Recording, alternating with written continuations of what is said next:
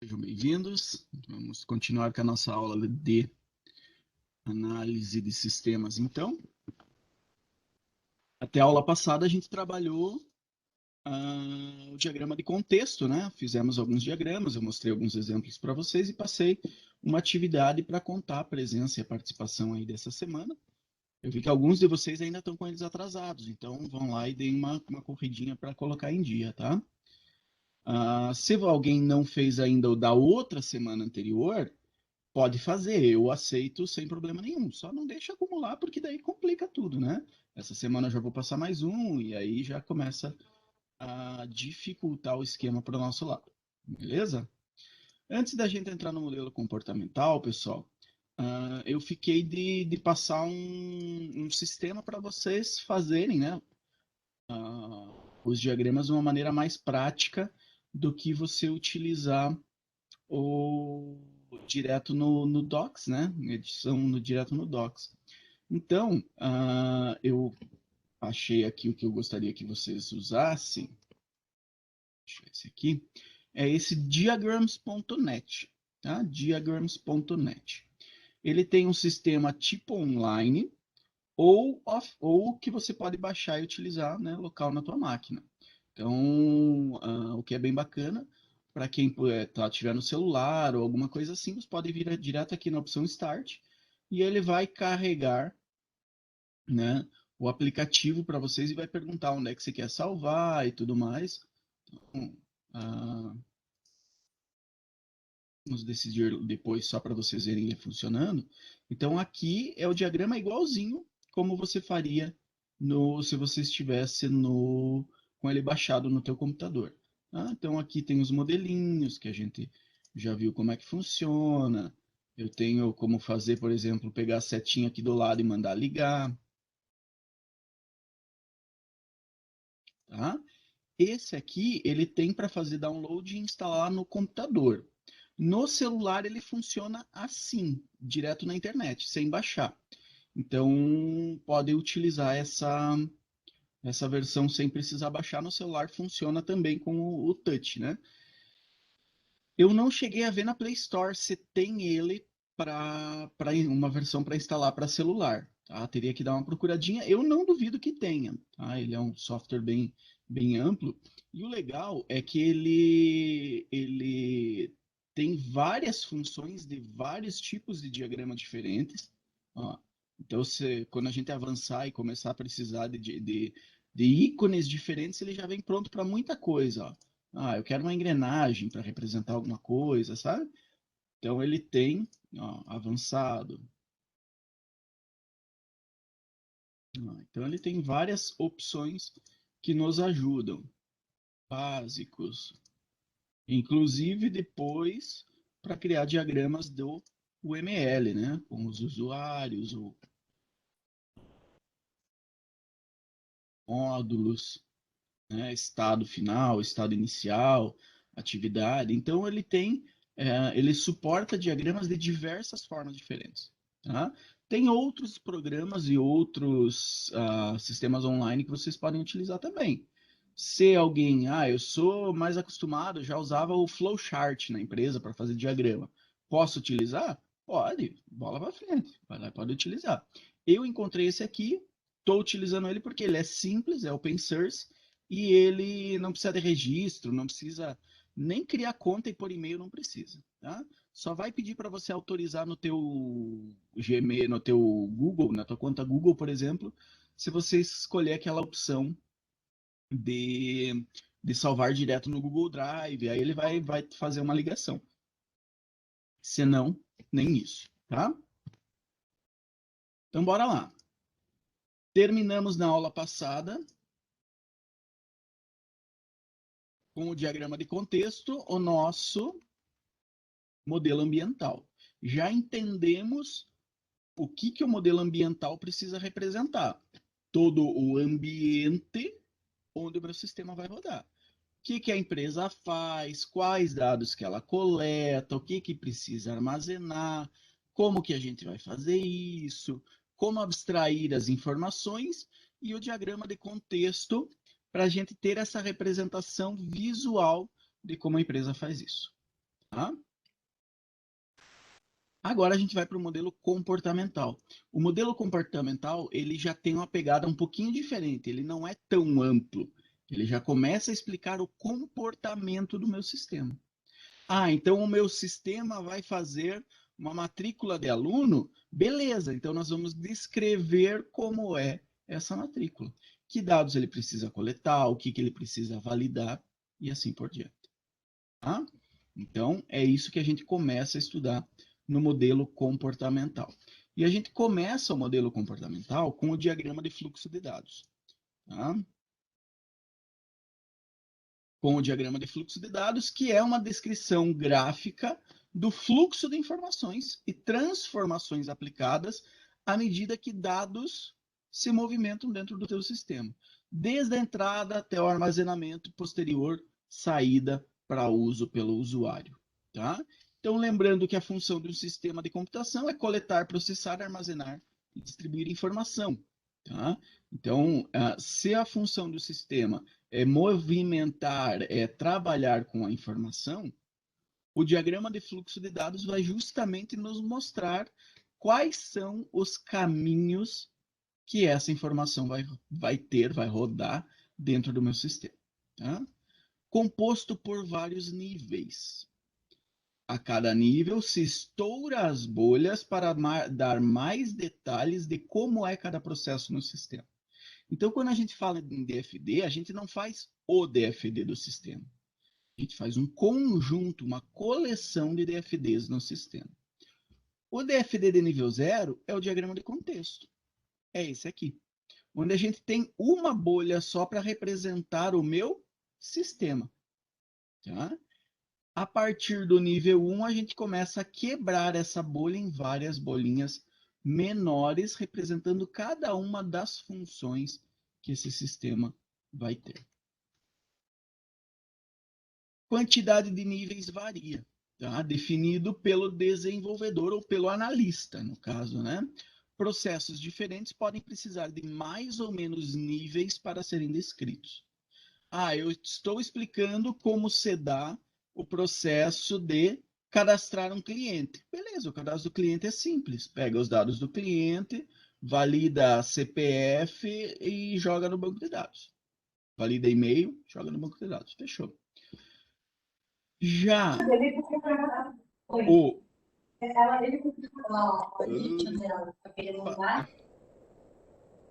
já o pedido de cancelamento de reserva é um pouco mais trabalhoso, vocês não concordam comigo? Então, para mim cancelar uma reserva, eu preciso selecionar qual a reserva que eu quero cancelar. Selecionando a reserva, eu preciso verificar se já foi feito algum pagamento, se eu preciso devolver uma parte desse pagamento ou não. Eu preciso ir lá e apagar essa reserva do sistema e eu preciso notificar o cliente de que a reserva dele foi cancelada. Tá? Então, é importante que a gente entenda que cada um destes pontos, tá, possui uma complexidade diferente. E eu preciso explicar como isso se dá. Por exemplo, pedido de saída. Vou sair de um quarto do hotel. O que eu preciso verificar? Então, beleza. Então, o cliente vai fazer o pedido de saída. O gerente vai solicitar que seja verificado o frigobar para ver se ele consumiu alguma coisa. Vai verificar a forma de pagamento. Então, complexidades a mais. Beleza?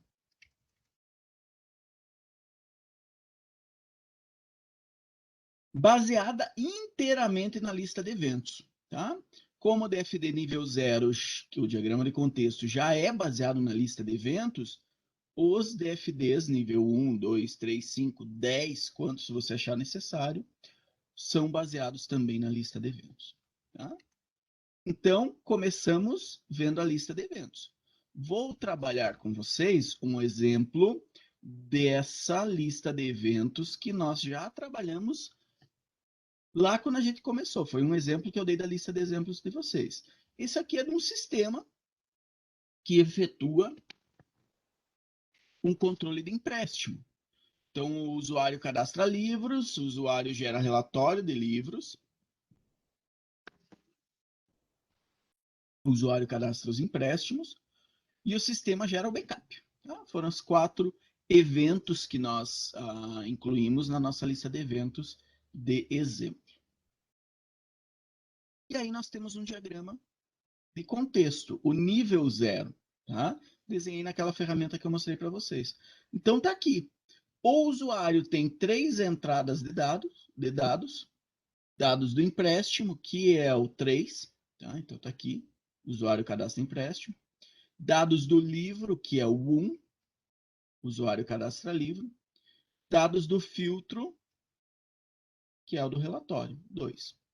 Tem 2 saídas, o relatório dos livros, que é o evento 2, tá aqui, evento 2, e o comprovante de empréstimo, que é o do evento 3.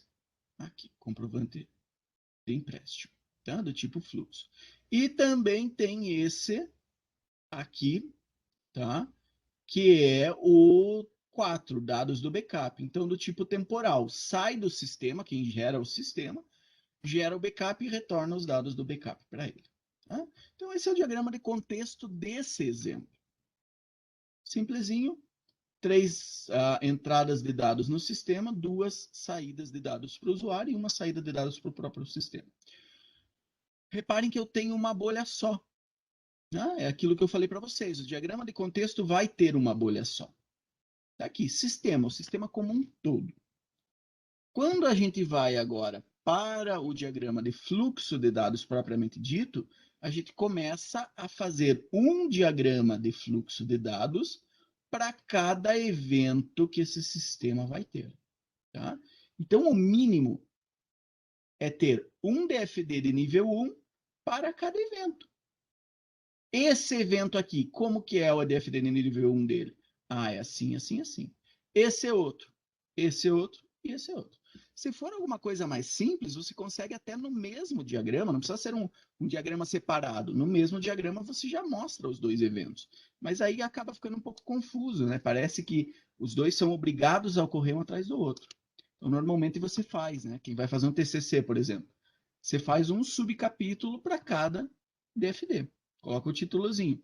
DFD nível 1, usuário cadastra livros. DFD nível 1, usuário gera relatório de livros. DFD nível 1, usuário cadastra empréstimo. DFD nível 1, sistema gera backup. Resolvi fazer o nível 2 do usuário cadastra livros. DFD nível 2, usuário cadastra livros. Tá? Então vamos lá, esse aqui é o nosso nível 0, só tem uma bolinha. Vamos estourar essa bolinha? Então vamos lá. DFD nível 1, cadastro de livros. O cadastro de livros, nesse exemplo que nós vimos, ele é relativamente simples. Entra os dados dos livros, o usuário vai cadastrar o livro, vai para a base de dados, para a tabela no banco de dados, tabela de livros, e fechou. Armazenou ali dentro e acabou. Nesse exemplo, nós não temos, por exemplo, para o cara selecionar qual é a editora do livro. Se tivesse, eu precisaria ter o cadastro da editora aqui, base de dados da editora, e fazer os dados entrarem aqui. Tá? Dados da editora. Mas como nós não temos, o cadastro de livros é só isso, o nível 1. Tá? Eu poderia ter o nível 2, explicando o que é esse cadastro de livros. Por exemplo, sempre que eu falo de cadastro, eu estou falando de inclusão, alteração e exclusão. Então, eu poderia ter o nível 2 quebrando isso. O usuário inclui livro. O usuário altera livro. O usuário exclui livro. Antes de excluir, ele precisa verificar se já foi emprestado. Como é que eu vou excluir um livro que já tem outros registros no banco de dados? Então, tem várias validações que eu precisaria fazer. Beleza? Mas os mais simples daqueles são esses. É esse modelinho. Cadastro simples, sem relacionamento nenhum. Tá? Sem relacionamento nenhum, você só vai ter o usuário jogando os dados para dentro da bolinha, que vai receber. Inclusive, aqui eu fiz errado. Aqui deveria ter o 1 do cadastra livros. Tá? Porque aqui, cadastra livros é o 1. Então, nos outros, eu acho que eu fiz no padrão correto. Aqui eu não sei como bola. Tá? E joga para a tabela de livros. Cadastro de livros é só isso. Então vamos para o 2. gerar relatórios de livros.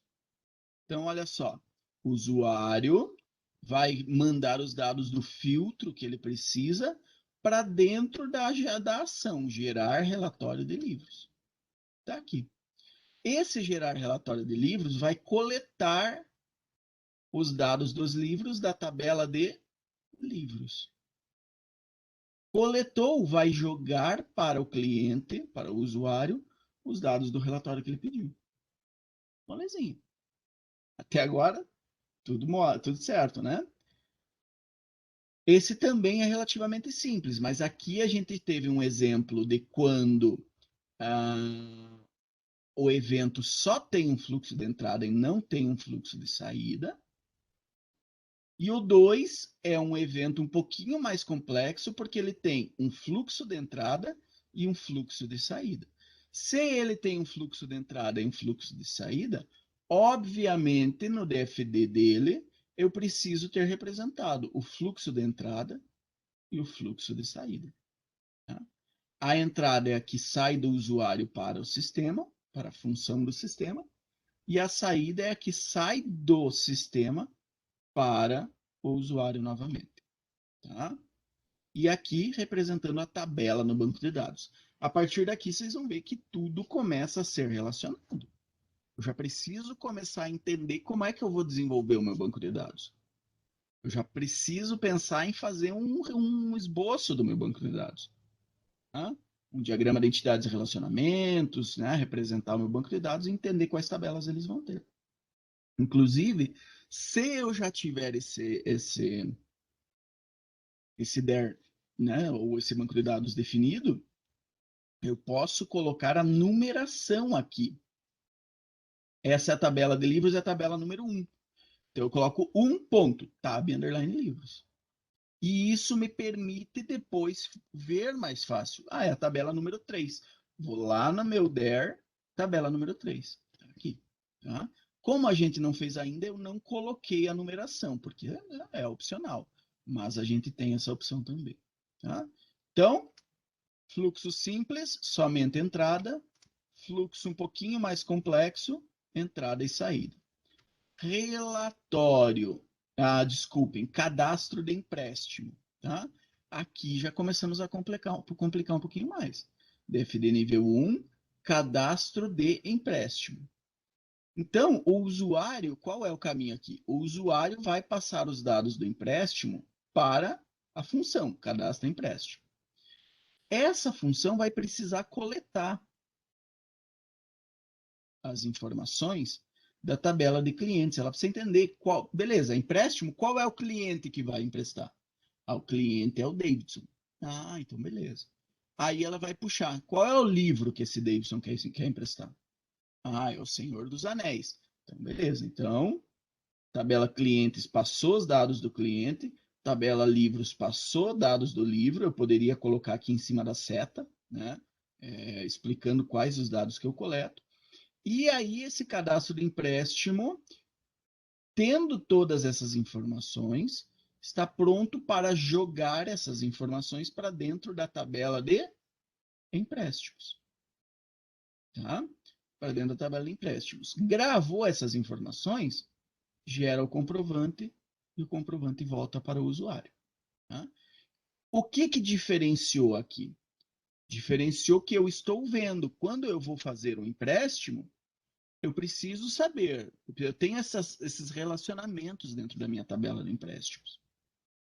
Eu preciso saber qual é o cliente? Óbvio. Então, eu vou precisar ter a outra base de dados, a outra tabela aqui, e pegar essa informação da base de dados e jogar para dentro do empréstimo. Pegar as informações do livro, jogar para dentro do empréstimo. Aqui, a gente não tem nessa lista de eventos, por exemplo, o cadastro de reservas. Mas eu poderia ter uma reserva. Aí, se tiver reserva, eu teria que consultar também a reserva. Porque eu posso negar esse empréstimo se ele tiver reservado para outro. Não posso? Então, eu teria que ter aqui, tabela de reservas. Pega dados para o empréstimo. Então, mais uma verificação para fazer. Mas aqui a gente só tem essa bolha, cadastro empréstimo. Tá? E o DFD nível 1, gerar backup. Sistema de controle de empréstimos, que é o mesmo sistema, o mesmo nome que nós utilizamos no nosso diagrama de contexto, tá aqui, tá?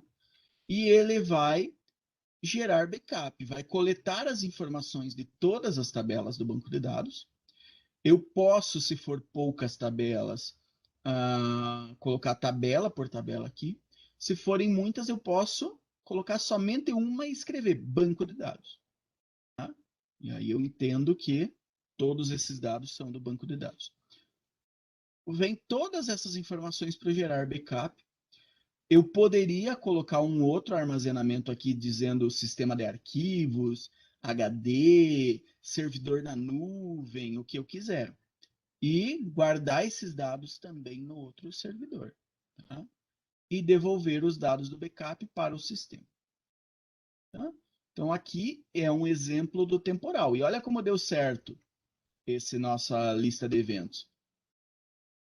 Um evento simples de entrada de informação no sistema, sem saída. Um exemplo simples de entrada de dados no sistema, com saída. Um evento de cadastro, com entrada e saída e com relacionamentos na minha tabela. Tá? Vocês estão tendo banco de dados com o professor Celso, né? Ele já, se não trabalhou com vocês os relacionamentos, vocês vão ver isso com ele bem logo, tá? Um evento temporal. Um evento temporal. E aí nós vamos para um nível 2. Tá? No nível 2, olha que legal. Nós vamos pegar cada um dos níveis 1 e ver o que eu preciso estourar essa bolinha. No caso do cadastro de livros, eu preciso... como é esse cadastro? Quão complexo ele é? Não, o cara só digita o nome do livro, tal. Clica em salvar e fechou. Beleza, então talvez para esse eu não precise fazer um DFD nível 2. Tá? Mesmo assim, alguns autores, alguns analistas, preferem fazer esse DFD nível 2, um dizendo o cadastro e outro estourando essa bolinha em 3 outras bolinhas. Tá? Inclusão, alteração e exclusão. Tá? Incluir, alterar e excluir. Fica a critério de vocês. Tá? Deem uma olhada, procurem alguns exemplos na internet, vejam como alguns autores fazem, né? E entendam como ficaria melhor para vocês quando vocês forem fazer uma análise de algum sistema qualquer. Né? Representar alguma coisa de verdade. Às vezes é válido, às vezes não é. Às vezes você precisa dar essa quantidade de informações a mais. Às vezes não. Tá? Nesse caso, eu selecionei esse aqui, cadastro de empréstimo, para a gente ver o que está aqui dentro dessa cadastro de empréstimo. Por quê? Porque ele já é mais complicado. Ó, tá pegando dados de cliente, tá pegando dados do livro, tá pegando tabela de empréstimo, tá pegando... Entenderam? Então, ele já tem várias coisas que ocorrem aqui dentro. Então, quando a gente vai para o próximo nível, é como se a gente pegasse uma lupa e desse uma analisada dentro desse cadastro de empréstimo. Dentro desse cadastro de empréstimo. O que ele vai fazer?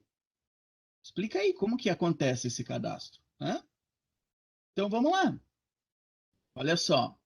Quando eu vou fazer o cadastro de empréstimo, o usuário joga os dados de empréstimo para frente.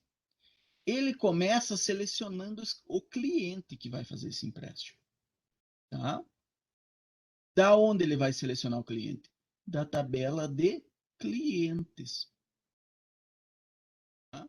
Ah, não, mas não é ele que seleciona. Ele passa a carteirinha do usuário e faz a leitura. Lê a carteirinha do usuário para selecionar o cliente. Vai vir os dados da onde? Tabela de clientes. Tá? Seleciona livro. Então, ele vai selecionar o cliente, depois ele vai para selecionar livro. Selecionar livro, ele vai pegar os dados da onde? Tabela de livros. Então, reparem que agora a gente já começa a entender a sequência em que as coisas ocorrem dentro desse sistema. Primeiro seleciona cliente, que vai vir da tabela de clientes. Depois seleciona livro, que vai vir da tabela de livros. Depois vai validar os dados. O que eu posso ter aqui no validar dados? Eu posso verificar se o cliente tem alguma pendência. Não é verdade? O cara está com 10 livros atrasados. Beleza, ele não vai mais poder emprestar. Tem multa. Esse livro está reservado para outro. Então, esse valida dados, ele faz essas verificações. E aí, quando passa na validação, vai para o salvo empréstimo, que vai armazenar na tabela de empréstimo e vai devolver para o usuário o quê? Os dados do comprovante. Entenderam? E olha que bacana. Esse DFD nível 2, ele já explica, já pega aquela bolinha que a gente tinha e quebra em 4 novas bolhas. Não é verdade? Seleciona cliente, seleciona livro, valida dados e salva empréstimo. Se eu achar interessante, eu posso pegar qualquer bolinha dessa aqui e transformar num DFD nível 3. Quero explicar melhor ainda. E aí eu posso, né, fazer um outro diagrama para isso. Por exemplo, eu quero explicar melhor o que é esse valida dados. O que é esse valida dados? Então eu vou fazer outro diagrama de nível 3, onde vai ter aqui dentro, né, recebendo os dados do empréstimo, ele vai verifica pendências do cliente, né? Verifica livros atrasados do cliente. Verifica a quantidade de livros que o cliente já emprestou. Se ele tiver mais de 3, por exemplo, ele não pode emprestar outro. Verifica se o cliente tem multas. Verifica se o livro está reservado para outro. Fechou. Essa é a minha validação. Então, a ideia sempre de um DFD, quando a gente passa de um nível para o próximo, é explicar melhor o que faz cada uma dessas bolinhas. Imagina que o cara que vai desenvolver o sistema vai ter que entender o que é esse valida dados. Né? Ele não pode inventar o que é uma validação de dados. Até porque uma biblioteca pode fazer de um jeito e outra biblioteca pode fazer de outro, não é verdade? Então, aqui, eu tendo essa informação do meu cliente, o analista, os engenheiros coletaram essa informação do cliente, eu vou dizer para o meu desenvolvedor, não, cara, você tem que validar dados. O que é validar dados? Ver se é uma loja, por exemplo, esquece o empréstimo, estou fazendo uma venda a prazo. Pô, vamos verificar o nome do cara no SPC Serasa? Vamos. Então no valida dados verifica o nome do cidadão. Confere se o CPF é válido, né? Porque tem CPFs que são inválidos, tem aquele cálculo para verificar se o CPF é válido. Você vai fazer a validação do CPF, verifica se o e-mail é válido, verifica se o telefone é válido. Ué, o cara colocar um telefone com poucos dígitos ou com dígitos demais, não adianta tentar ligar que não vai funcionar, né? Então, aqui eu utilizo essas informações justamente para mim explicar melhor o que cada coisa dessas faz. Né? Então, se eu achar importante, eu passo para o próximo nível, nível 3, nível 4, nível 5. Tá? Reparem que, pô, professor, o senhor pediu um exercício aí, eu explico tudo no nível 1, nem preciso do nível 2. Essa é uma ideia, pessoal.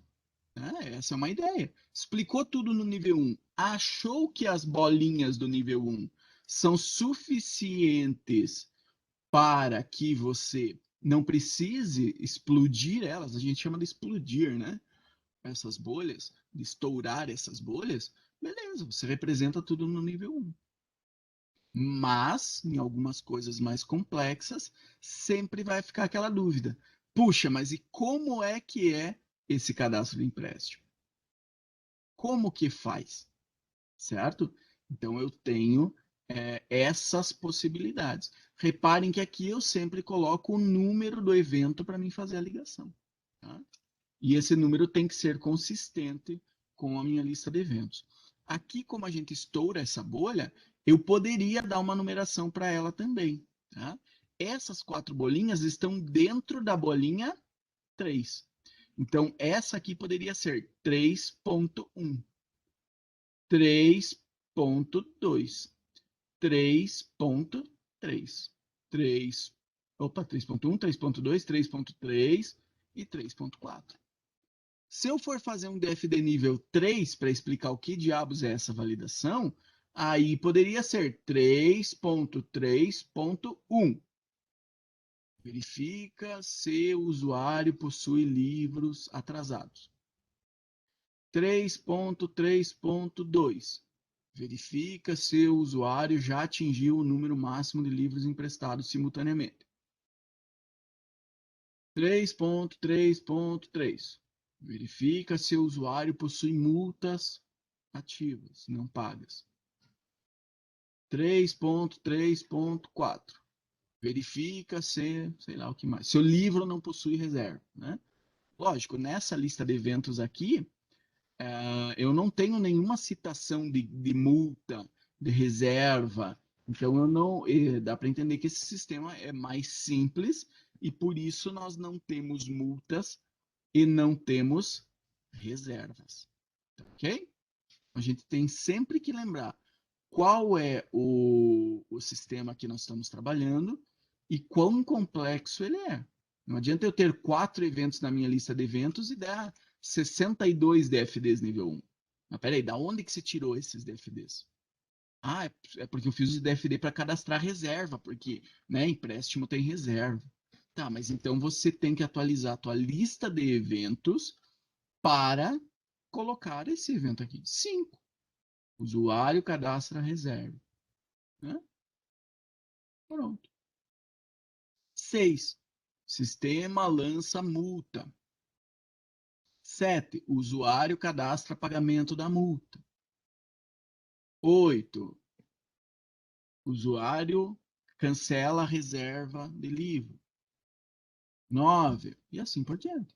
Tá? Então a gente sempre precisa entender que as coisas precisam andar de maneira conjunta. DFD nível 1 vai bater com o diagrama de contexto, que vai bater com a lista de eventos, que vai bater com o DFD nível 2. Beleza? Povo, então olha só. Aqui a gente vai, né, a aula é um pouquinho mais curta, porque a gente, eu já expliquei como que funcionam os DFDs. Agora eu quero que vocês façam o DFD nível, pelo menos os níveis 1, daquele sistema de votação. Então a gente está sempre trabalhando em cima do sistema de votação, tá? Eu vou ficar disponível na sala. Eu gostaria que vocês, primeiro, baixassem o sistema esse de modelagem, ou, né, acessassem para usar pelo online, e começassem a desenvolver isso aí. Conforme forem tendo perguntas, me chamem e eu vou solucionando elas para vocês, tá? Então, bora lá. Abram a página. Estou parando a gravação nesse momento. Aí eu continuo online só para ir tirando as dúvidas de vocês.